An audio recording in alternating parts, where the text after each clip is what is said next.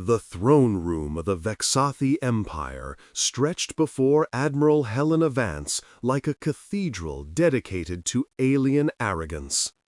Crystalline columns rose 200 meters toward a ceiling that shimmered with captured starlight, each pillar inscribed with the names of conquered species in flowing Vexathi script. The floor beneath her boots was polished obsidian, reflecting her image back at her with unsettling clarity. A small human figure in crisp naval dress blacks, surrounded by towering alien forms that regarded her with barely concealed contempt. She had been summoned, not invited.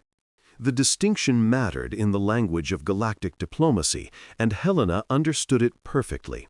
Behind her stood Commander James Chen, her aide-de-camp, and Lieutenant Commander Yuki Tanaka, her communications officer. 3 humans in a sea of hostility, representing a species that had only achieved faster-than-light travel 60 years ago.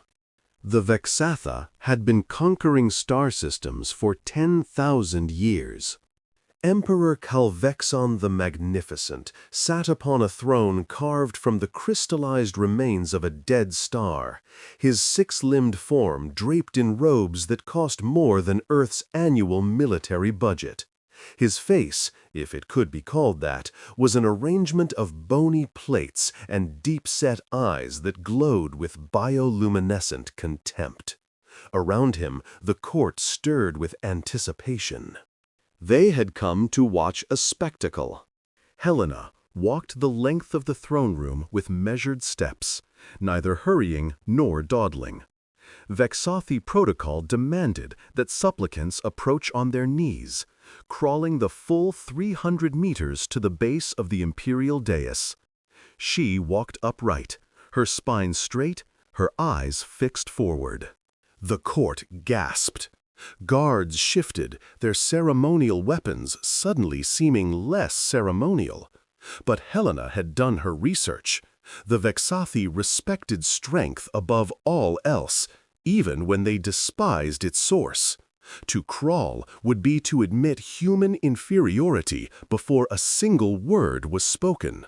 She stopped at the precise distance mandated by protocol, 12 meters from the base of the dais. Close enough to speak, far enough to pose no threat. Her silence was intentional. In Vexathi culture, the superior spoke first. To speak before being addressed was an admission of weakness, an acknowledgement that one could not bear the weight of silence. Helena could bear it. The Emperor let the silence stretch for nearly 10 minutes. His courtiers grew restless, exchanging glances, their chromatophores shifting with barely contained amusement or discomfort. The human admiral stood like a statue, her breathing even, her expression neutral. Finally, Calvexon leaned forward on his throne.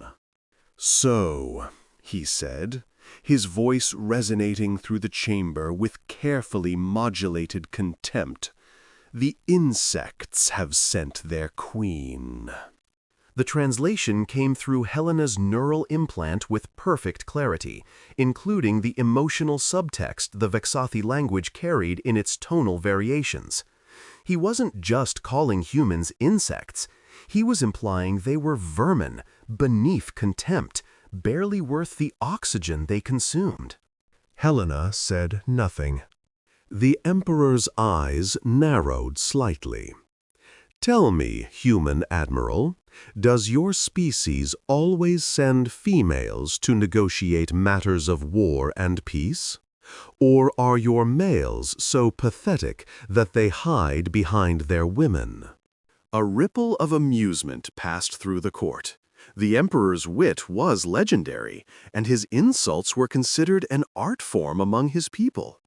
To receive the Emperor's scorn was, in a twisted way, an honor.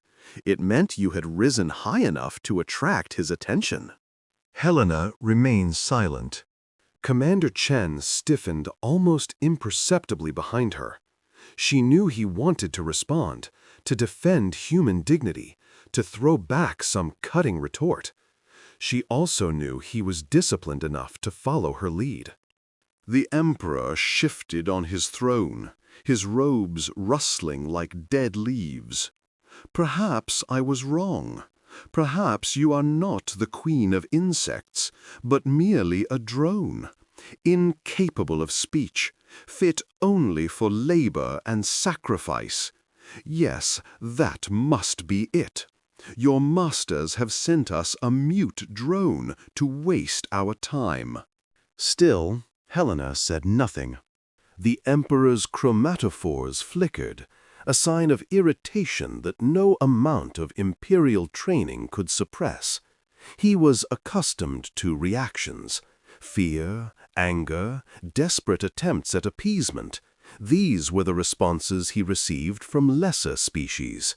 This was something else. "Let me tell you about your species, human," the Emperor continued, rising from his throne to descend the first few steps of the dais. "You are children playing at civilization. You discovered fire a mere eye blink ago. You killed each other over patches of dirt, over invisible gods, over the color of your skin. You nearly destroyed your own world before you learned to look up at the stars." He paused, clearly expecting some defense of human history, some excuse or justification. Helena gave him nothing but attentive silence. "And now you dare to stand in the court of an empire that was old when your ancestors were learning to walk upright. You dare to reject our generous offer of protectorate status. You dare to claim the Kepler corridor as your own, when we have held it since before your species evolved the capacity for language." The Emperor reached the base of the dais, only meters from where Helena stood. Up close, he towered over her, nearly 3 meters of evolved predator, every line of his body speaking to millennia of selective breeding for dominance and intimidation. "Your species," he said, lowering his voice to a theatrical whisper that nonetheless carried throughout the chamber, "is a genetic accident, a cosmic mistake. You rose too fast, spread too far, and now you think you can challenge the natural order of the galaxy. But you are nothing. Your fleet is nothing. Your worlds are nothing. You are." He paused, searching for the most cutting insult his language could offer. "Temporary." The word hung in the air, carrying implications that the translation couldn't fully convey. In Vexathi, to call something temporary was to deny it any place in the cosmic order, to suggest that its very existence was an aberration that time would inevitably correct. Helena Vance, Admiral of the United Earth Navy, veteran of the Mars Uprising and the Centauri campaign, stood in the face of the most powerful being in the known galaxy and said absolutely nothing. The Emperor waited. The court waited. Even the guards seemed to hold their breath, waiting for the human to break, to respond, to give them something they could use against her. Helena simply waited. After nearly 2 minutes of silence, the Emperor made a sound that might have been a laugh if it came from a human throat. It was harsh and grating, and it echoed through the chamber like the scraping of bones. "She thinks her silence is strength," he announced to his court. "She thinks that by refusing to speak, she maintains some dignity. But we know better, don't we? Silence in the face of truth is admission. Her species has no defense because there is none." He turned his back on her, an insult so profound in Vexathi culture that several courtiers gasped, and began to ascend the steps to his throne. I will give you one final chance, human drone. Speak. Beg for mercy. Accept our terms. Submit your worlds to our protection, and perhaps we will be merciful. Perhaps we will allow your species to continue existing as servants rather than fertilizer. But speak soon, for my patience." He stopped. Helena hadn't spoken. She hadn't moved. But she had raised one hand, palm outward, the universal gesture for wait that even Vexathi culture recognized. The Emperor turned, his eyes glowing brighter with barely contained fury. "You dare?" Helena lowered her hand. She still didn't speak. Instead, she reached into her dress uniform pocket and withdrew a small device, a standard naval data pad, so outdated by galactic standards that several courtiers laughed at its primitive design.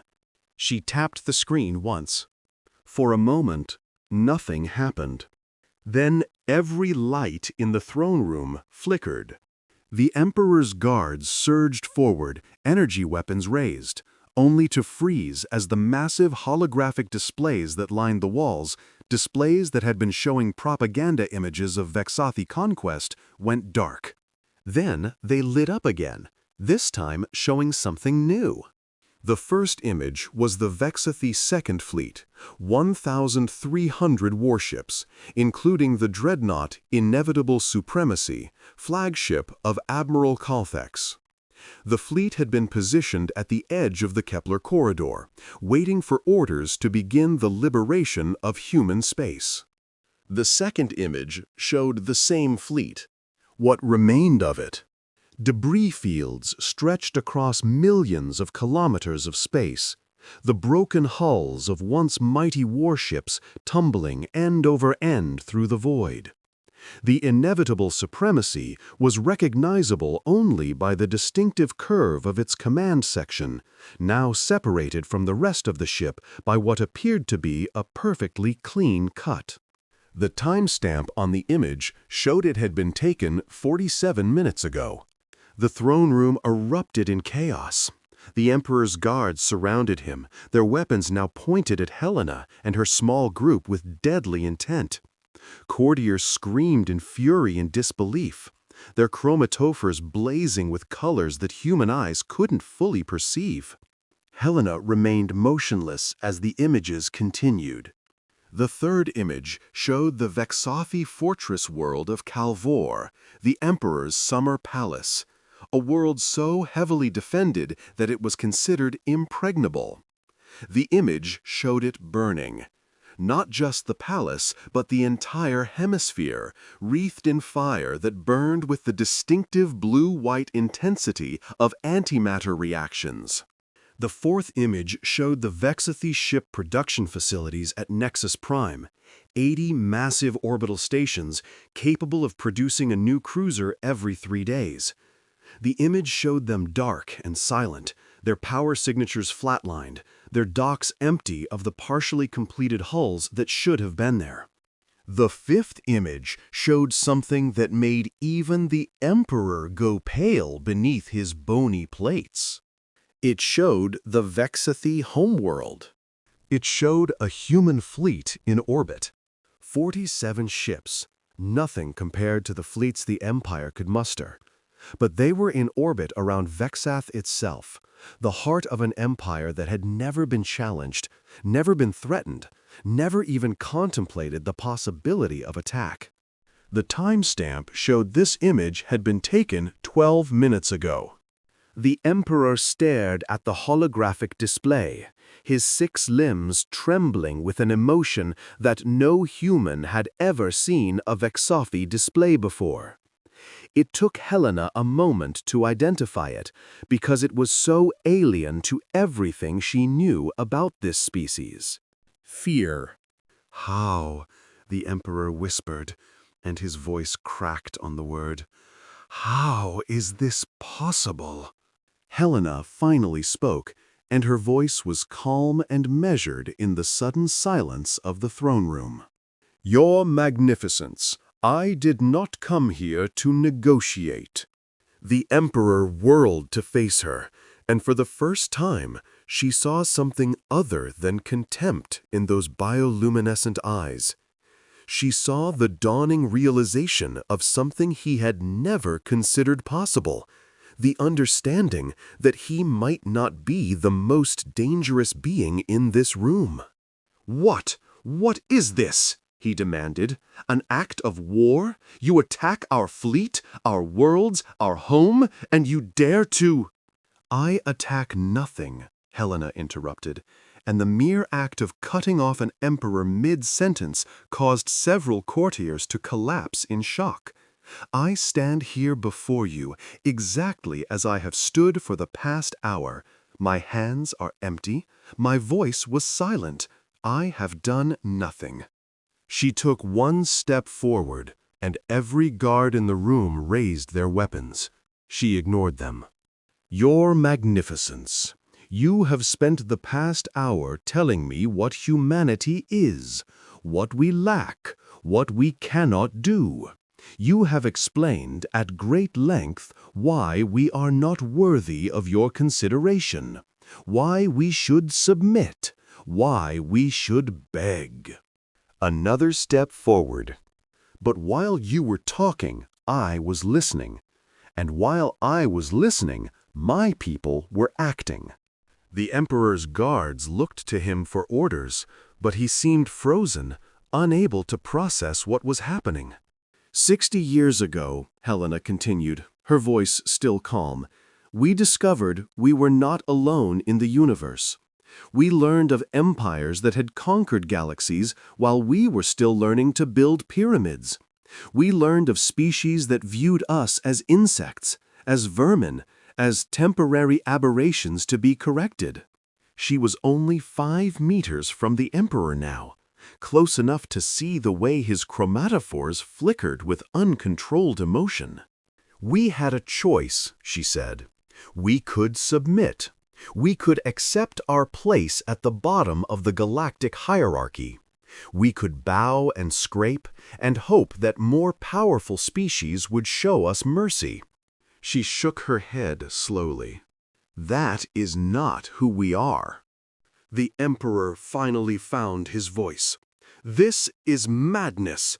Even if you destroy our fleet, our worlds, our shipyards, even if you hold our home world hostage, you cannot defeat us.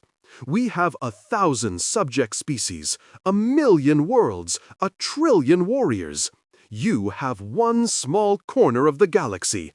You cannot." "Cannot what?" Helena asked. "Cannot fight you? Cannot win? Your Magnificence, with respect, you still don't understand what's happening here." She turned to look at the holographic displays, which were still cycling through images of Vexathi destruction. 60 years ago, when we made first contact, we made a decision. We would not wait to be discovered and conquered. We would not rely on diplomacy or treaties or the goodwill of species that saw us as vermin. We would prepare. She gestured at the images. 60 years, Your Magnificence. 60 years of preparation. 60 years of research and development. 60 years of building in secret, in places your empire's scouts never thought to look. 60 years of studying your tactics, your technology, your weaknesses. "Impossible," the Emperor breathed. "Our intelligence networks would have—" "Your intelligence networks saw what we wanted them to see," Helena said. "A young, struggling species, barely managing to maintain a few dozen colonies. A species too busy fighting among itself to pose any threat to the established order. A species that could be safely ignored until you decided to absorb us into your empire." She allowed herself a small smile. "We encouraged that perception. Every diplomatic contact, every trade negotiation, every cultural exchange, All of it was designed to reinforce your belief that we were exactly what you expected us to be. The Emperor's eyes darted to the holographic display showing his homeworld under human guns. You're bluffing. Those ships, they cannot possibly have the firepower to threaten Vexath. Our planetary shields, our orbital defenses, our— Gone, Helena said simply. Neutralized in the first 40 seconds of the operation. Your Magnificence. The weapons your empire relies upon are based on principles that haven't changed in 6,000 years. They're powerful, yes, effective against any known threat. But that's the key word, isn't it? Known. She reached into her pocket again, and this time she withdrew a small sphere, no larger than a marble, seemingly made of ordinary glass. Do you know what this is? The Emperor stared at the sphere, his analytical mind already scanning it with the biological sensors his species had evolved over millions of years. His face contorted in confusion. I sense nothing, he admitted. It appears to be glass. It's not glass, Helena said. It's a spatial compression field contained within a crystalline matrix. Inside this sphere, there is enough energy to destroy this throne room, this palace, this continent. Perhaps this planet, depending on how it's released. She tossed the sphere lightly in her hand, and she saw the Emperor flinch, an involuntary reaction that would shame him for centuries if anyone mentioned it. This is human technology, Your Magnificence. Technology that your scientists would say is impossible because it violates the principles your civilization has based its advancement upon for 10 millennia.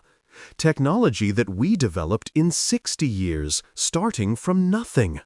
She closed her fingers around the sphere. We are not what you think we are. We never were. The Emperor struggled to regain his composure, his imperial training asserting itself despite the fear that coursed through his ancient bloodstream.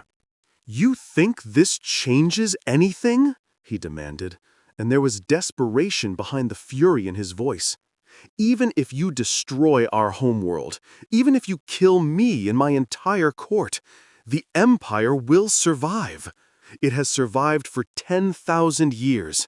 It has outlasted 100 existential threats. It will outlast you. Helena nodded slowly. You're right. The Empire has survived many threats. But tell me, Your Magnificence, has it ever survived a threat that came from within? The Emperor's eyes narrowed. What do you mean? Helena gestured at the holographic display, and the images changed again. Now they showed dozens of worlds, Vexathi worlds clearly, but they weren't burning or under attack. They were celebrating. These are your subject worlds, Helena said. The species you conquered over the millennia. The lesser beings who serve your empire because they have no choice. Would you like to know what they're celebrating? The Emperor said nothing, but his chromatophores told the truth. He was terrified of the answer. They're celebrating the news that the Vexathi Second Fleet has been destroyed, Helena said. They're celebrating the knowledge that your empire is not invincible. They're celebrating because we sent them a message and a promise. She stepped even closer to the Emperor, close enough now that his guards would have been within their rights to execute her on the spot. We told them that humanity stands with the oppressed. We told them that the era of Vexathi domination is ending. We told them that if they rise up, if they fight for their freedom, they will not fight alone. The Emperor's composure finally shattered completely. You would plunge the galaxy into chaos. Billions would die. You would destroy civilizations that have stood for millennia. Yes, Helena said simply. if that's what it takes." The Emperor stared at her as if seeing her for the first time. "You're insane. Your species is insane. You would burn the galaxy to preserve your independence?" Helena shook her head. "You still don't understand. This isn't about independence. This was never about independence." She turned to address the entire court, her voice carrying clearly through the stunned silence. "Your empire has existed for 10,000 years. In that time, you have conquered over 2,000 sapient species. You have enslaved trillions. You have destroyed civilizations that were ancient when your species first learned to use tools. And you have done this because you believed it was your right, because you believed that strength entitled you to dominion over the weak." She paused, letting her words sink in. Humanity does not share that belief. She turned back to the Emperor. "Your Magnificence, we did not prepare for 60 years because we feared conquest. We prepared because we knew that someday we would have to face you. Someday we would have to stand in this throne room and deliver a message that your empire has never received before." "And what message is that?" the Emperor asked, his voice barely a whisper. Helena Vance, Admiral of the United Earth Navy, looked directly into the bioluminescent eyes of the most powerful being in the known galaxy. "The message is simple. Your reign is over.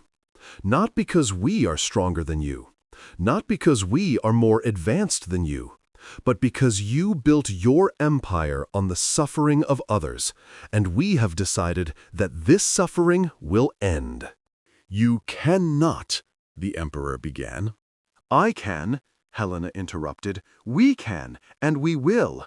But we are not here to destroy your species, Your Magnificence. We are not like you.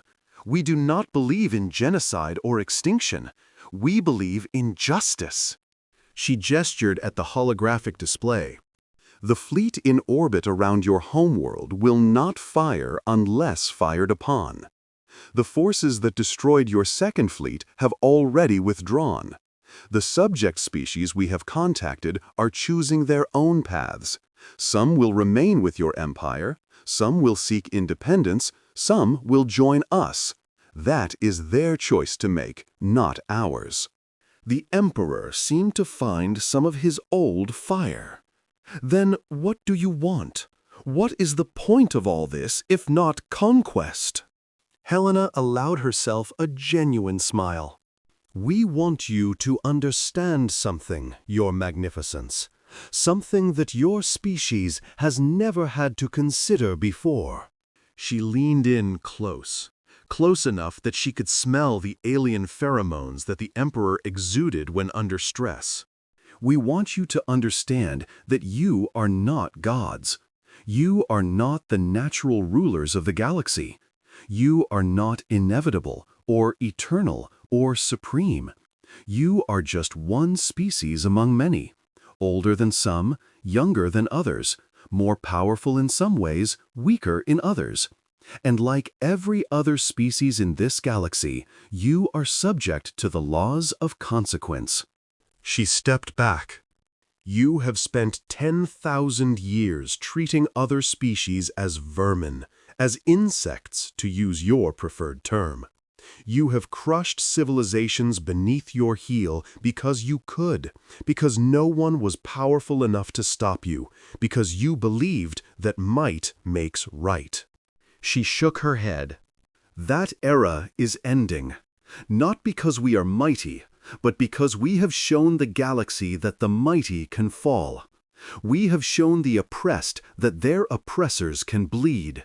We have lit a fire that will burn across 1,000 worlds, and even if you destroy us utterly, that fire will not go out." The Emperor was silent for a long moment. When he spoke, his voice was different, older somehow, wearier. You truly believe this, don't you? You believe you can change the fundamental nature of galactic civilization. You believe you can replace 10 millennia of established order with, what? Some human concept of fairness? Of equality? I believe that what exists now is not the only possibility, Helena said. I believe that sapient beings deserve to control their own destinies. I believe that power comes with responsibility, not just privilege. And yes, I believe that humanity, young and foolish and temporary as we may be, has something to offer the galaxy beyond our own survival. She turned and began walking toward the exit. Wait, the Emperor called. You cannot simply leave. There are protocols, negotiations. Helena paused, but did not turn around. Your Magnificence, I have delivered my message. What happens next is up to you. You can choose to fight, to send your remaining fleets against us, to attempt to reassert control over your subject species, to prove that might still makes right. She glanced over her shoulder. Or you can choose differently. You can accept that the galaxy is changing, that the rules your empire has lived by for 10,000 years no longer guarantee victory. You can begin the long, difficult process of transforming your empire from a system of domination into something else. A true federation, perhaps, where species cooperate as equals rather than masters and slaves. She smiled again, and there was something almost sad in the expression. My species made that choice once, Your Magnificence. We were not always united. We spent most of our history fighting each other, nation against nation, tribe against tribe, ideology against ideology. We came close to destroying ourselves more than once. But we changed, we learned, we grew. She faced forward again. You have that same capacity. All sapient species do. The question is whether you have the courage to use it. She began walking again, her boots clicking against the obsidian floor. Behind her, the court remained frozen in shock, guards and courtiers alike uncertain how to respond to what they had witnessed. She was halfway to the door when the Emperor's voice rang out one final time. Human, Admiral, wait. Helena stopped. You never told me your name, the Emperor said. She turned, and for a moment, the two of them simply looked at each other. The ancient ruler of an ancient empire, and the representative of a species that had been burning mud huts when the Vexathi were building starships. Admiral Helena Vance, she said, United Earth Navy, first human ambassador to the Vexathi Empire. Ambassador, the Emperor repeated, and there was something almost like respect in his voice. You came here expecting this outcome. You knew what would happen when you pressed that button on your device.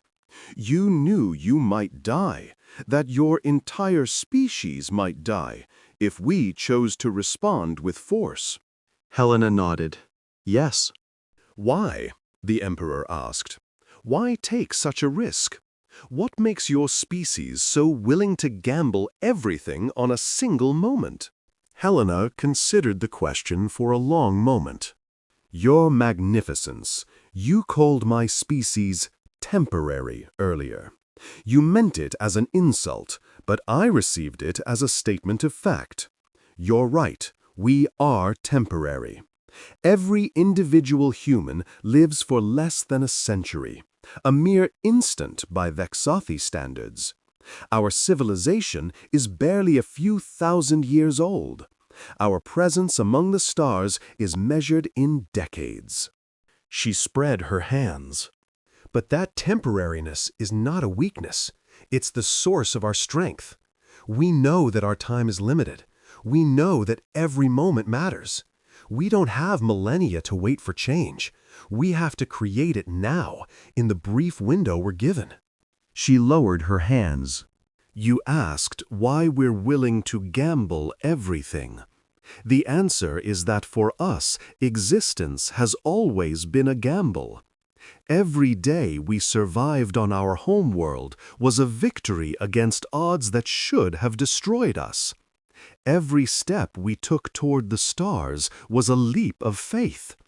We don't know how to play it safe, Your Magnificence, because safety has never been an option for us." The Emperor was silent for a long moment. Then he did something that caused gasps throughout the court. He bowed his head, ever so slightly. "Perhaps," he said, "we have underestimated your species." Helena returned the bow, equally slight. "Perhaps," she agreed, "but the future is unwritten, Your Magnificence. What happens next depends on choices yet to be made. By you, by us, by the countless species watching this moment unfold." She straightened. "I hope you choose wisely." She turned and walked out of the throne room, Commander Chen and Lieutenant Commander Tanaka falling into step behind her. The great doors closed behind them, and the last thing she heard was the Emperor's voice, commanding his advisors to assemble for an emergency council. 3 hours later, Helena stood on the observation deck of the UEN constellation, watching the blue-green curve of Vexath turning slowly beneath them. The planet was ancient and beautiful, its cities visible from orbit as intricate patterns of light against the darkness. Commander Chen approached her with a cup of coffee, real coffee, from the private stores she maintained for occasions like this. "Ma'am, we've received a priority communication from Earth Command. They're asking for a full debriefing." Helena accepted the coffee and took a long sip before responding. "Tell them I'll submit my report within the hour. The short version is that the mission was a success." Chen nodded, but he didn't leave. Helena raised an eyebrow.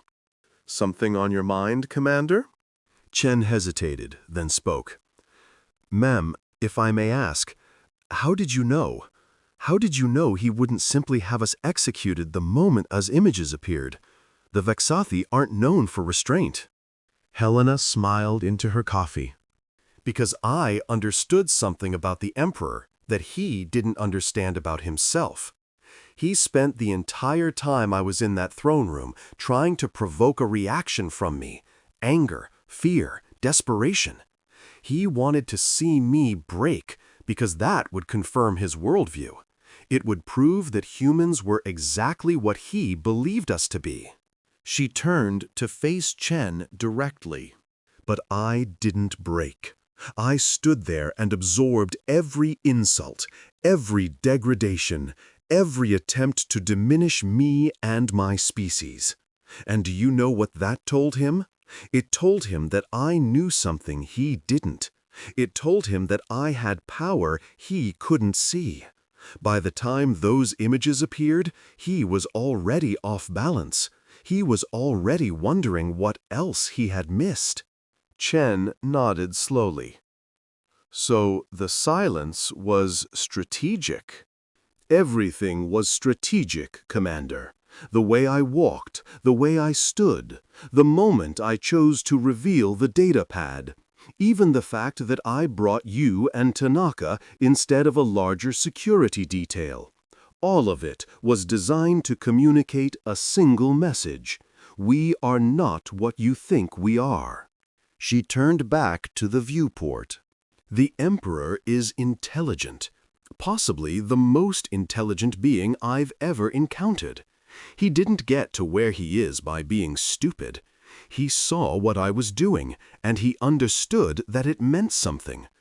When those images appeared, he had a choice: react with fury and prove that he was exactly what we wanted him to be, or pause and consider the possibility that he had made a fundamental miscalculation." "And he chose to pause," Chen said. "He chose to pause," Helena agreed. which means there's hope. Not certainty, not even probability, but hope. And sometimes that's enough. Lieutenant Commander Tanaka approached from the communications station, her expression carefully neutral. Admiral, we're receiving a transmission from the Imperial Palace. It's the Emperor himself. He's requesting a direct channel. Helena set down her coffee. Put it through to my ready room. And Tanaka, make sure this conversation is recorded. Future generations are going to want to know how this moment unfolded. The ready room was small by flag officer standards, a concession to the efficient design of human warships. Helena sat behind her desk, composing herself as the holographic projector hummed to life. Emperor Calvexon appeared before her, his image slightly translucent, but otherwise perfect in its detail. He was alone, unprecedented for a Vexathi monarch, who traditionally conducted all business in the presence of advisors and witnesses. "Admiral Vance," he said, and his voice carried none of the contempt it had held in the throne room. "Thank you for accepting my communication." "Your Magnificence," Helena replied. "I admit I didn't expect to hear from you so soon." The Emperor made a gesture that her neural implant translated as wry amusement. "I have spent the last 3 hours in council with my advisors. Do you know what they recommended?" Helena waited. "They recommended immediate war, total mobilization of all Imperial forces, the complete destruction of your species, regardless of cost." The Emperor paused. "They recommended exactly what you expected them to recommend." "And yet, you're speaking to me now," Helena observed, "which suggests you didn't take their advice." The Emperor was silent for a long moment. "Admiral, may I speak frankly?" Helena nodded. "In 10,000 years of Vexathi history, no species has ever done what you did today. No species has ever stood in our throne room and simply endured. We have faced defiance, rebellion, even temporary military setbacks. But no one has ever looked at us with such perfect understanding and such complete absence of fear." He leaned forward slightly. "It occurred to me, during those 3 hours of council, that I was angry, genuinely angry, in a way I haven't been in centuries. And do you know what that anger felt like, Admiral?" Helena shook her head. "It felt like respect." The word hung in the air between them. "I despised you," the Emperor continued. "I despised your species. Everything about you offended me. Your youth, your fragility, your ridiculous optimism. But somewhere during that hour in the throne room, my contempt became something else. I began to see you not as an insect to be crushed, but as an adversary to be considered." He sat back. "And that is why I am speaking to you now, rather than ordering my fleets to attack. Not because I agree with your philosophy or accept your demands. Not because I believe you can actually defeat us in a prolonged war. But because I have come to realize that destroying you would be a waste." Helena processed this carefully. "A waste?" "You showed me something today, Admiral. You showed me that your species possesses a quality that the galaxy desperately needs, a willingness to challenge the established order, not out of ambition or hatred, but out of genuine conviction. You actually believe that the galaxy can be better than it is." He made a sound that might have been a sigh. "I have ruled this empire for 300 years. In that time, I have seen countless challenges, countless threats, countless problems. And do you know what I have never seen? Hope. Genuine hope for fundamental change. Every species we have encountered has either sought to replace us or to join us. None of them have ever suggested that the entire system might be wrong. Until now, Helena said. Until now, the Emperor agreed. And so I find myself in an unprecedented position. For the first time in my reign, perhaps for the first time in the history of my species, I am genuinely uncertain about the correct course of action. Helena leaned forward. Your Magnificence, if I may. Uncertainty is not a weakness. It's the beginning of wisdom. It means you're actually considering possibilities rather than simply reacting. Wise words, the Emperor said dryly. No doubt learned from your species' rich tradition of philosophical inquiry. Actually, that one came from a fortune cookie, Helena admitted. The Emperor stared at her for a long moment, and then he made a sound that she had never heard from a Vexathi before. A sound that her neural implant had no translation for.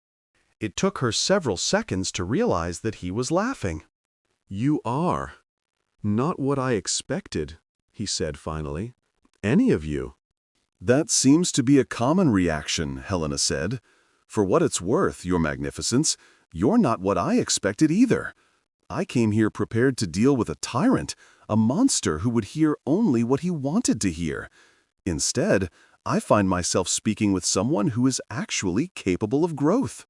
The Emperor's chromatophores flickered, an emotional response that Helena couldn't quite interpret. My advisors would be horrified to hear you say that, he said. The Emperor of the Vexathi Empire does not grow. He is already perfect, already complete, already the culmination of 10,000 years of genetic and cultural refinement. And what do you think? Helena asked. The Emperor was silent for a very long time. I think, he said finally, that perhaps I have spent too long believing in my own propaganda. He rose from his throne, a gesture that Helena recognized as significant, though she wasn't sure exactly how. Admiral Vance, I am not ready to accept your vision of the galaxy. I am not ready to dismantle an empire that has existed for millennia, to free subject species who may not even want freedom, to transform everything my ancestors built into something unrecognizable. Helena nodded. I understand. But, the Emperor continued, I am also not ready to destroy you. Your species represents something new, something that the galaxy has not seen before. And I have lived long enough to know that novelty should be studied, not eliminated. He fixed her with those bioluminescent eyes. I propose a truce, not peace. We are not ready for peace, but a cessation of hostilities while we negotiate, while we explore the possibility that there might be alternatives to war. Helena felt her heart rate increase, though she kept her expression carefully neutral. This was more than she had dared hope for. What terms did you have in mind, Your Magnificence? Simple ones, for now. Your fleet withdraws from Vexathi space. Our fleets refrain from entering human space. The subject species who have expressed interest in independence will be granted provisional autonomy while we determine their true wishes. And you and I will continue talking. He paused. I find that I am curious about your species, Admiral. Curious about how you think, how you plan, how you manage to inspire such fanatical loyalty in your subordinates. I have studied thousands of species over my lifetime, and I have never encountered anything quite like you. Helena considered the offer carefully. It was far better than anything she had expected. a genuine opening for negotiation rather than the immediate resumption of hostilities. "I will need to consult with my government," she said. "But speaking personally, Your Magnificence, I believe these terms are acceptable as a starting point." "Then we have an understanding," the Emperor said. "For now." He reached for something off-screen, preparing to end the transmission. "Your Magnificence," Helena said quickly. He paused. "Yes?" "Earlier, you asked why my species is willing to gamble everything. I gave you an answer, but it wasn't the complete answer." The Emperor waited. "The truth is that we're willing to gamble because we believe the prize is worth it. Not just our survival, not just our independence, but something bigger. A galaxy where species work together instead of conquering each other. A future where our children, all our children, human and otherwise, inherit something better than what we found." She met his eyes directly. "I don't know if that future is possible. I don't know if beings as different as you and I can ever truly understand each other. But I believe it's worth trying. I believe the attempt itself has value, even if we fail." The Emperor was silent for a long moment. "That," he said finally, "is either the most naive thing I have ever heard, or the wisest. I genuinely cannot decide which." "Perhaps it's both," Helena said. "In my experience, the most important truths often are." The Emperor nodded slowly. "Perhaps. We will continue this conversation, Admiral Vance. I find that I am looking forward to it." The transmission ended, leaving Helena alone in her ready room with the weight of history pressing down on her shoulders. 1 year later, the Vexathi Human Accords were signed in a ceremony broadcast across the galaxy. They were not a peace treaty. The differences between the two civilizations were too vast for that. But they were a framework, a structure for dialogue and cooperation that had never existed before.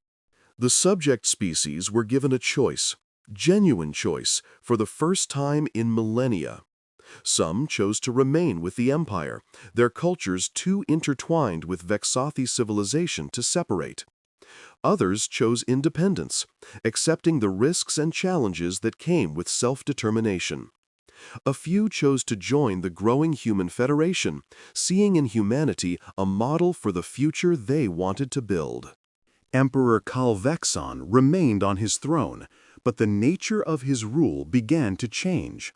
Slowly, almost imperceptibly at first, the absolute autocracy of the Vexathi Empire softened into something more nuanced, a constitutional monarchy, still powerful, but no longer unchallenged.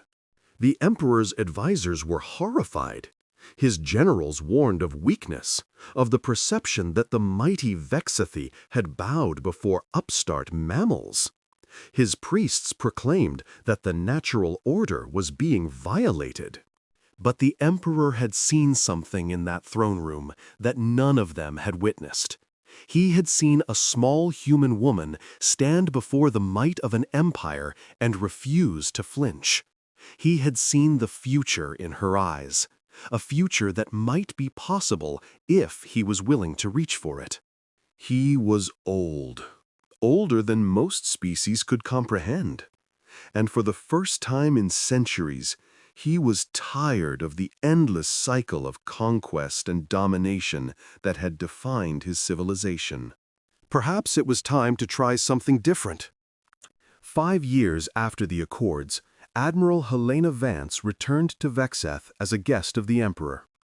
The throne room was the same, the crystalline columns, the obsidian floor, the captured starlight, but something fundamental had changed. The walls no longer displayed the names of conquered species.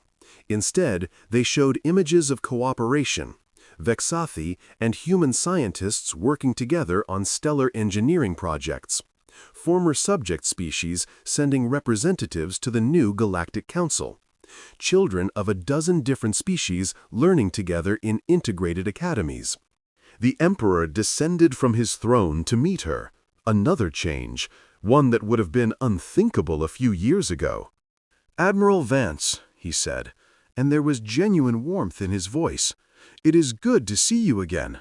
"Your Magnificence," Helena replied, "though I understand you prefer chairman now." The Emperor, the chairman, made that laughing sound she had come to know well over the years. A compromise with the reformists. They wanted to abolish the throne entirely. I convinced them that some traditions have value, even if the power behind them changes. He gestured toward the throne. Besides, I are still quite fond of this chair. It was carved from the crystallized remains of a dead star, you know. "So I've heard," Helena said, smiling. "About 100 times." They walked together through the palace, past guards who no longer eyed human visitors with hostility, past servants of a dozen different species who nodded respectfully as they passed. "You know," the chairman said, "my advisors still insist that I made a mistake, that I should have destroyed your species when I had the chance, before you could spread your dangerous ideas any further." "And what do you think?" Helena asked. He stopped at a window overlooking the capital city. Below, the streets teemed with beings of countless species, going about their lives in peaceful coexistence. "I think," he said slowly, "that I am grateful for your silence." Helena raised an eyebrow. "In that throne room 5 years ago," he explained, "when I insulted you and your species in every way I knew how, if you had responded in kind, if you had defended yourself or attacked me, I would have had the justification I needed to destroy you. My pride would have demanded it, and my court would have supported it." He turned to face her. "But you said nothing. You absorbed my contempt without returning it. You showed me something I had never seen before, the strength to refrain from retaliation even when retaliation was justified." He shook his head.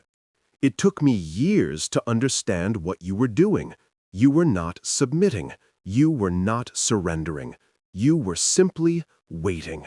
Waiting for me to finish, waiting for my own words to echo back at me, waiting for me to hear how hollow they sounded in the face of your silence." Helena nodded. "There's an old human saying, 'Never interrupt your enemy when he is making a mistake.'" "I made many mistakes that day," the chairman admitted. "The greatest of which was assuming that I understood you." He placed one of his 6 hands on her shoulder, a gesture of respect that no Vexathi had ever shown to an alien. "You taught me something, Admiral.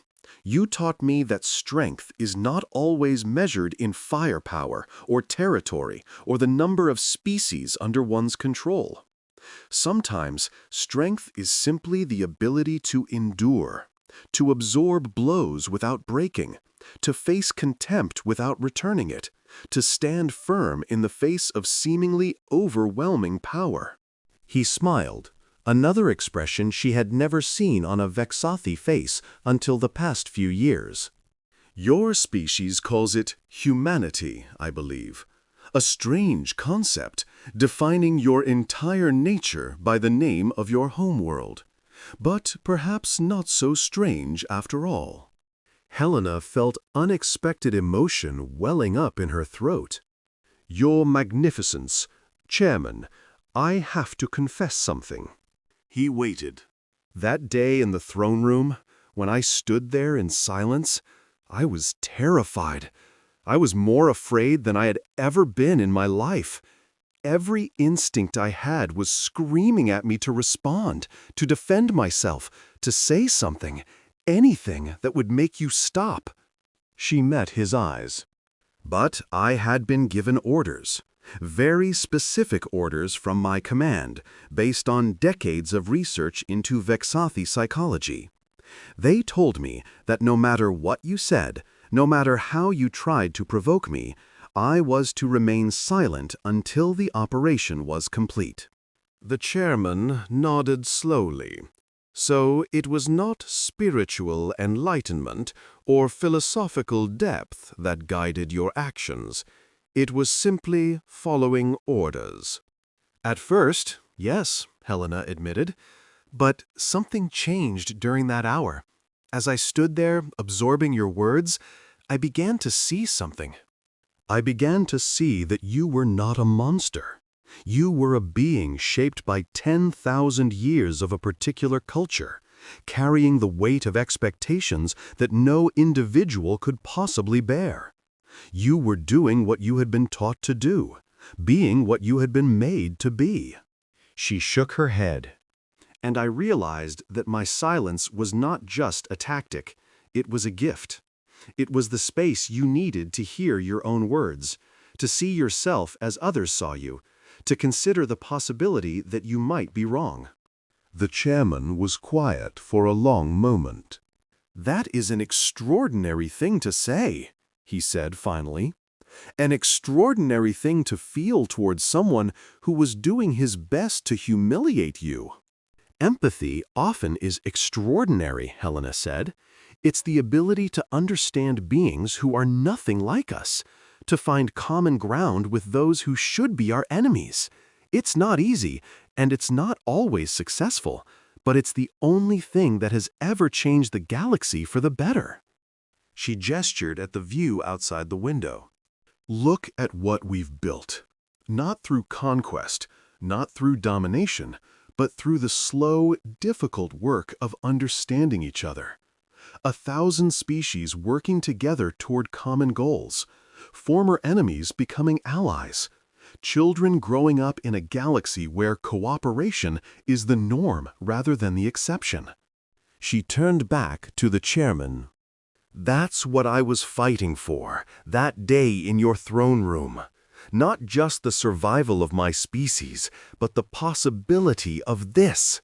The hope that the galaxy could be more than an endless cycle of conquest and subjugation." The chairman was silent for a long moment, his ancient eyes gazing out at the changed world he had helped create. "You know," he said, finally, "when I called your species temporary, I meant it as the worst insult I could conceive. I was telling you that you were insignificant, that your existence was a cosmic accident that would soon be corrected." He laughed softly. "But now I understand what you were trying to teach me. Everything is temporary. Every species, every empire, every star in the sky. We are all just passing through, leaving behind what traces we can before we fade into the cosmic background." He turned to face her fully. "The question is not how long we last, but what we do with the time we have. Your species understood that instinctively because you have so little time. You don't have millennia to waste on meaningless conquest. You have to make every moment count." He placed his hands together in a gesture of deep respect. "I have lived for 500 years. In that time, I have conquered worlds, destroyed civilizations, and bent the galaxy to my will. But the most significant thing I have ever done is this. I chose not to destroy you. I chose to listen. I chose to change." He straightened. "And that choice, that moment of hesitation in the face of everything I had been taught to be, that is the only thing that will matter when I am finally gone. Not my conquests, or my empire, or my throne. Just that one moment of choosing differently." Helena felt tears forming in her eyes, genuine tears, for the first time in this alien palace. "Your Magnificence," she said, "it has been the honor of my life to know you." "And you, Admiral," he replied, "you and your extraordinary species, the temporary ones who changed everything." 10 years later, Admiral Helena Vance retired from active service. She was offered every honor humanity could bestow: statues, medals, her own holiday, a seat on the governing council. She refused them all. Instead, she took a position as a professor at the new Interspecies Academy on Earth, teaching young beings of a dozen different species the art of diplomacy and the power of silence. Her students came from across the galaxy: Vexathi nobles, former subject species seeking to understand their new freedom, and humans eager to learn from the woman who had faced down an emperor. She taught them many things, but the lesson they remembered most was this: the loudest voice is not always the strongest. Sometimes the strongest thing you can do is listen. Listen to your enemies. Listen to your allies. Listen to your own heart. And when everyone else is speaking, remember that silence has its own eloquence. She would pause then, her eyes distant as she remembered a throne room filled with contempt and the weight of impossible choices. When Emperor Calvexon insulted humanity, he expected me to respond. He expected anger, defiance, pleading, or submission. He expected human behavior as he understood it. Instead, I gave him silence. Not the silence of weakness, but the silence of strength. The silence of someone who knows what they are and does not need external validation. She would smile at her students. And in that silence, he heard something he had never heard before, his own words echoing back at him. For the first time in his long life, he was forced to confront what he was saying, to truly listen to his own contempt. And in that moment of listening, he began to change. She would lean forward, her eyes bright with conviction. That is the power you hold. Not weapons, not fleets, not the ability to destroy, but the ability to create space for change. The ability to absorb hatred without returning it, to face contempt without flinching, to stand firm in your truth while allowing others to discover theirs. Her final lesson was always the same. The galaxy will test you. It will challenge everything you believe, everything you are. It will try to make you respond in kind, to become the very thing you oppose. But you are stronger than that. You are human, or Vexathi, or Kelleran, or whatever species shaped you. And being any of those things means carrying within you the capacity for both destruction and creation.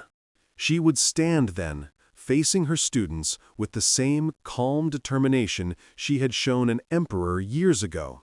Choose creation. Choose understanding. Choose the difficult path of empathy over the easy path of contempt.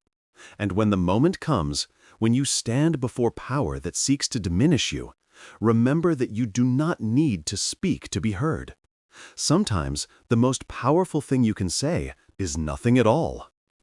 50 years after the encounter in the throne room, Admiral Helena Vance passed away peacefully in her sleep. She was 93 years old, ancient by the standards of her time, though barely a moment by Vexathi reckoning. Her funeral was attended by beings from across the galaxy. The chairman himself made the journey, despite his advanced age, to pay his respects to the woman who had changed everything. He stood before her casket, a simple wooden box, as she had requested, and spoke words that would be remembered for millennia. "This woman," he said, his voice carrying across the assembled multitude, "was the most dangerous being I ever encountered. Not because of her weapons or her intelligence or her political power. She was dangerous because she believed in something beyond herself. She believed in a future that did not yet exist, and she was willing to sacrifice everything to bring it into being." He paused, his ancient eyes glistening with unfamiliar emotion. I once called her species temporary. I was wrong. Individuals are temporary. Species rise and fall. Empires crumble. But the ideas that Helena Vance championed, the belief that different species can work together, that the cycle of conquest can be broken, that empathy is stronger than hatred, these ideas will outlast us all. He looked at the gathered crowd, human and alien alike, former enemies and new allies, beings who would never have stood in the same room a century ago. She taught me that silence can be louder than any shout. She taught me that strength is not measured in the damage we can inflict, but in the damage we choose not to inflict. She taught me that change is possible, even for those who have existed too long to remember what change feels like. He bowed his head. Admiral Helena Vance did not defeat the Vexothi Empire with weapons. She defeated us with hope. And in doing so, she saved us from ourselves. He straightened, and when he spoke again, his voice was strong and clear. Let this be her legacy, not victory over enemies, but the transformation of enemies into friends. Not the silence of submission, but the silence of understanding. And not the temporary nature of individual life, but the eternal impact of a life lived in service to something greater than oneself. He placed his hand on the casket in a gesture of farewell. Rest now, Admiral. The galaxy you dreamed of is beginning to take shape, and every being in it carries a piece of you within them. The belief that tomorrow can be better than today, and that even the mightiest can change. 1,000 years later, long after the names of individual admirals and emperors had faded into history, the story was still told. It was taught in schools across the galaxy, passed down through generations, translated into 1 million languages. They called it the Silence of Vance, and it had become one of the foundational myths of the Galactic Federation. The story of a moment when a single human stood before the might of an empire and refused to be diminished. But the most remarkable thing about the story was not its longevity. It was the effect it had on beings who heard it. When young Vexothi nobles felt the temptation to look down on lesser species, they remembered the silence and paused. When human diplomats faced hostility, they drew on the story for strength. When any being in the galaxy encountered contempt and hatred, they had a model for how to respond, not with counterattacks, but with the quiet confidence of one who knows their own worth. The story became more than history. It became a template for behavior, a guide for the countless difficult conversations that the new galactic order required. It demonstrated that even the most hostile encounter could become an opportunity for connection if one had the courage to remain silent and the wisdom to listen. And perhaps that was Helena Vance's greatest legacy, not the treaties she negotiated or the battles she won, but the simple truth she demonstrated in that alien throne room. That sometimes the most powerful thing you can do is say nothing at all. Plah. In the end, the Vexothi Empire did not fall. It transformed, slowly and painfully, into something new. A constitutional federation where power was shared and species cooperated as equals. It was not the violent revolution that many had expected, but a gradual evolution driven by the ideas that Helena Vance had introduced. The chairman himself lived for another 3 centuries, long enough to see the full flowering of the changes he had helped initiate. In his final years, he wrote extensively about his encounter with the human admiral, trying to capture the moment when everything changed. "I have replayed that hour in my memory countless times," he wrote. "I have analyzed every word I spoke, every insult I hurled, every attempt to break her silence. And I have come to understand that her silence was not passivity. It was not weakness. It was the most active thing she could have done. She was not ignoring my words. She was receiving them, processing them, understanding them better than I understood them myself. She was creating a space where I could finally hear what I was saying. Hear it not as the emperor I had been trained to be, but as the being I might become. In that silence, I saw myself for the first time. And what I saw was not the mighty ruler of a galactic empire. It was a creature imprisoned by its own history, repeating patterns that had long since lost their meaning, perpetuating cruelties that served no purpose except tradition. Her silence freed me. It gave me permission to change, not by arguing or fighting or demanding, but simply by refusing to engage with the worst aspects of my nature. She offered me, in that hour of contempt, the greatest gift anyone has ever given me, the opportunity to become something better than I was. He concluded his memoir with words that became famous across the galaxy. The humans have a saying, actions speak louder than words. But Helena Vance taught me an even deeper truth. Sometimes silence speaks loudest of all. In the space between words, in the pause between insult and response, in the breath that precedes violence, that is where change becomes possible. That is where the future is born. I have lived for 800 years. I have seen empires rise and fall, species evolve and go extinct, stars born and die. And in all that vast span of time, the most significant moment was the one where a human woman chose not to speak. That silence changed everything. That silence saved us all. The stars continued to turn, as they always had and always would. Species rose and fell, civilizations flourished and faded. The eternal drama of consciousness unfolded across the vast stage of the cosmos. But something had changed.